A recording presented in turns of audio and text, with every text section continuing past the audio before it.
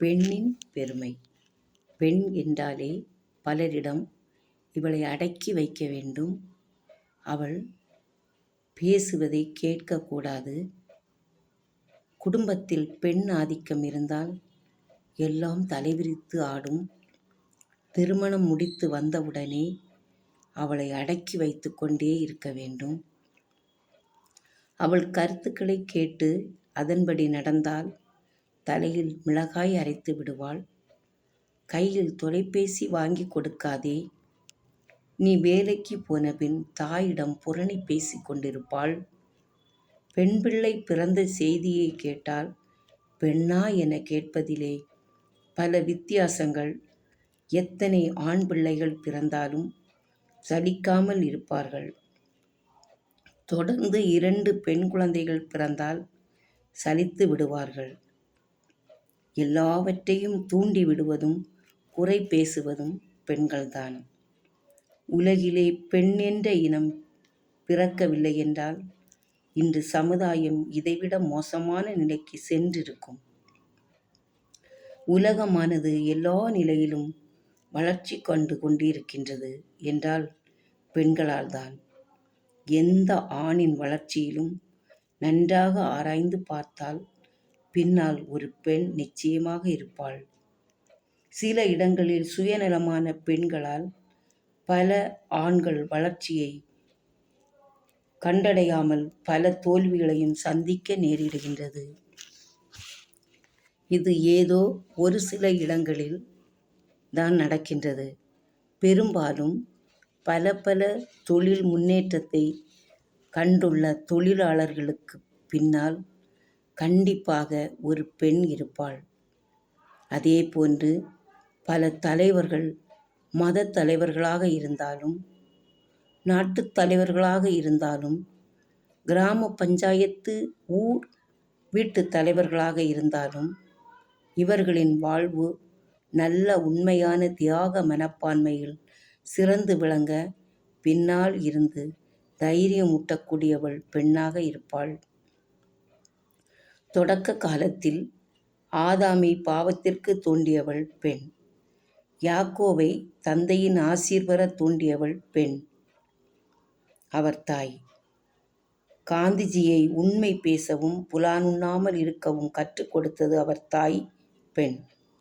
புனித அகஸ்தீனார் பாவ வாழ்க்கையில் வாழ்ந்தபோது அவரை புனிதராக வாழத் தூண்டியது அவர் தாய், பெண்.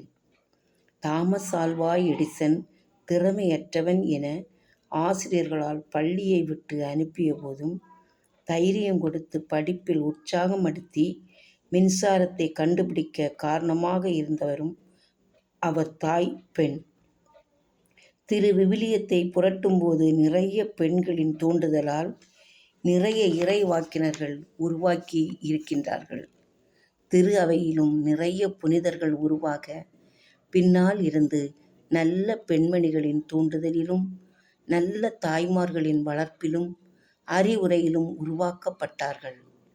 மரியன்னையின் பொறுப்பிலும் தியாகத்திலும் இயேசுவை பெற்று உலகிற்கு மாசற்ற நிலையில் உலகிற்கு தரப்பட்டார். மதர் தெரசா சகோதரியின் பெரிய தியாகத்தினால் பல மனிதர்களின் அவல நிலைகள் துடைக்கப்பட்டது.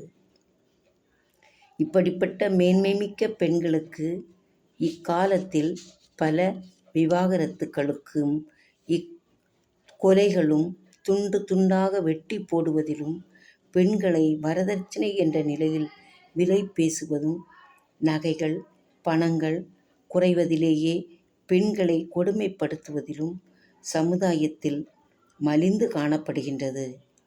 எங்கேயோ ஒன்று பெண் ஆணை மனைவி கணவனை ஆள் வைத்து கொலை செய்வதும் கடத்தலும் அடித்து கொள்வதும் நடக்கின்றது. இதற்கும் ஒரு சில இடங்களில் பெண்தான் காரணமாக இருப்பார். ஆண்களை விட்டுவிட்டு, அதாவது கணவனை விட்டுவிட்டு மனைவி தனியாக வாழ வழி தேடுதலும் இன்று சமுதாயத்தில் ஏராளம். இதற்கு காரணம் சுற்றி முற்றிலும் பார்த்தாலும் ஏதோ விதத்தில் பெண்களின், அது தாயாகவோ மற்ற பெண்களின் தூண்டுதலாகவோ தான் நடைபெறுகின்றது. எல்லா சூழலிலும் பெண்களின் தியாகத்தையும் மென்மையான மனதையும் கண்டுபிடித்து பெண்களின் நிலையை புரிந்து சற்று ஆணவத்தையும் ஆதிக்கத்தையும் தன்னிலே உறங்கிக் கொண்டிருக்கும் நான் என்ற சுயநலத்தையும் அடக்கி பெண்களின் மனநிலையைக் கண்டு குடும்பத்தையே விட்டுவிட்டு தனக்காக குழந்தைகளுக்காக தனது குடும்பத்தில் வாழ்கின்றவளே என சிந்திக்க வேண்டும். பெண் கூறுவதையெல்லாம் ஆண்கள் கேட்க வேண்டும் என்று அல்ல. அவள் செய்யும் சிறு சிறு உதவிகள் பணிகள் இவற்றை ரசிக்க வேண்டும், பாராட்ட வேண்டும். பூக்களிலும் மிகவும் மென்மையானவள் பெண். செடியில் கூட பூத்த மலர் சீக்கிரமாக வாடிவிடும். அதேபோன்று பூ போன்ற மென்மையான பெண் ஒரு சிறு கடும் வார்த்தையில் வாழ்க்கையை வெறுக்கவோ முடிக்கவோ பார்ப்பாள். எது செய்தாலும் பெண்களோடு கலந்து ஆலோசித்து செய்யும்போது எல்லாம் வெற்றியாகவே அமையும். தெய்வ பக்தி நிறைந்த ஆண் ஆண்டவனின் ஆலோசனையை கேட்பான். சூசையப்பர், மரியன்னை இவர்களின் உறவை சிந்தித்துப் பார்த்தால் தனது பொறுப்பின் கீழ் உள்ள பெண்களையும் மதிக்க கற்றுக் கொள்வான். ஞானம் உள்ளவன் எப்போதும் பிறரிடம் ஆலோசனை கேட்டு செய்வான். நல்ல பெண்கள் தெய்வ சக்தி நிறைந்தவர்கள். குடும்பங்களிலும் இல்லங்களிலும் கோவில்களிலும் ஆர்வமாய் ஜெபிக்கும் பெண்களாக உங்கள் பெண்கள் இருந்தால் அவர்களின் கருத்துக்களையும் கேட்டு மதித்து நடந்தால் வாழ்க்கையில் உன்னதத்தை ஆண்கள் கண்டிப்பாக அடைவார்கள். உலகிலும் நாட்டிலும் ஊரிலும் எந்தவித தீய செயல்பாடுகளும் நடக்காது. தந்தை இறந்து தாய் மட்டும் வாழும் குடும்பத்தில் அவர்களின் பிள்ளைகள் சிறப்பாக வளர்த்தெடுக்கப்படுகின்றார்கள்.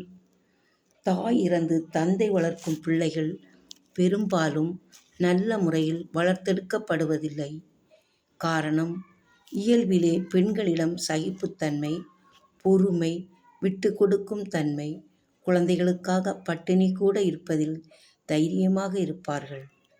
இப்படி இருக்க பண்பான பெண்களை புரிந்து ஆண்கள் நடந்தால் உலகிலும் நாட்டிலும் ஊரிலும் வீட்டிலும் உண்மையும் அமைதியும் அன்பும் நிலவும். பெண்கள் பொதுவாக உடும்பு பிடியும் தன்னிலே பொறாமையும் உண்டு. இதை வைத்து சில ஆண்களை தவறான வழிக்கு இட்டு செல்பவர்களாகவும் இருப்பார்கள். பெண்ணுக்கும் தீங்கு விளைவிக்கக்கூடியவர்களாகவும் இருப்பார்கள். இருப்பினும் பெண்களை எளிதில் இழகக்கூடிய இரக்கத்தையும் ஆண்கள் காட்டிவிட்டால் மாற்றம் அடைவார்கள். ஆனால் எல்லா சூழலும் பெண்களுக்கு கட்டுப்பட்டதுதான். அதனால் நற்குணமிக்க பெண்கள் சமுதாயத்தில் உருவெடுத்தால் நிச்சயம் தீங்கில்லா சிறந்த மனிதகுலம் உருவாகும் என்பது நிச்சயம். வாழ்க பெண்கள், வளர்க பெண்ணினம்.